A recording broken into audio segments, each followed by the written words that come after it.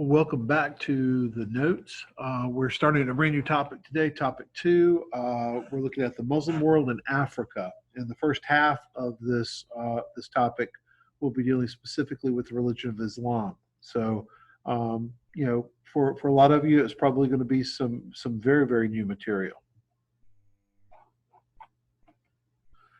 So in lesson one, we're looking at the origins of Islam. We're looking at who the Prophet Muhammad was, what are some of the main teachings and ideas of Islam, and looking at how Islam shapes the lives of its believers.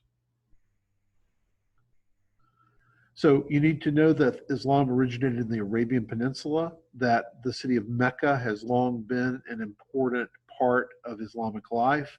And there's a shrine in the middle of Mecca called the Kaaba that traditionally was built by Abraham and has always been revered by Arabs, even before Islam came along. You do need to know who Muhammad is. Muhammad was a man who was chosen by God to be the last and greatest prophet. He was supposed to restore true religion to the world that had been abandoned by Jews and Christians. So Jews and Christians had received a revelation, but that had become corrupted, and Jews and Christians they failed in their message. And so Islam seeks to restore that message. So the central message of Islam is that there is only one God and that Muhammad is the messenger of God. And the name of God in Islam is Allah, which in Arabic means the God. At first, Muhammad's message was not really well received in Mecca.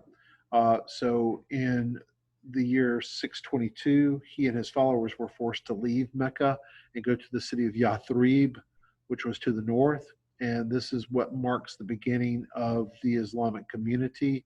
And they mark it as the beginning of where they count time. So 622 becomes year one for Muslims. And this is called the Hijrah. This is where they went to the city of Yathrib. Today it's called Medina, which is Arabic for Medinat al-Nabi, which means the city of the Prophet. It's the start of the Islamic year. It's also the first place where the Ummah, the Islamic community, was created. It's also where the first mosque was built. Later, over a period of several years, Muhammad and the people of Mecca had armed conflict. They actually had a war and fought for control over not only Mecca, but also the trading routes that were in the Arabian Peninsula. By the year 630, Muhammad had defeated the merchants in Mecca, had come into Mecca and took control of the Kaaba, cleansed it of all the idols, and established Islam as the faith in the Arabian Peninsula. So by the time he died in year 632, almost all the Arabian Peninsula had converted to the religion of Islam. Islam is an Abrahamic faith, which means that it shares its roots with Judaism and Christianity. All three look to Abraham as a founding figure. The central text of Islam is called the Quran, which means the recitation. It is written in Arabic. There are 116 surahs. I may get that wrong, but I think there are 116 surahs that are listed there in order basically from longest to shortest, except for the first one. And this is the major source of Islamic beliefs. And we are going to look at some examples in class of the Quran and listen to how Arabic sounds and what the Quran teaches. There are 5 basic practices that are found within Islam. These are sometimes called the 5 pillars. They are the proclamation of faith, the practice of 5 ritual prayers daily, practicing charity, paying a poor tax to help support the poor, fasting during the month of Ramadan, and the pilgrimage to Mecca, which is called the Hajj.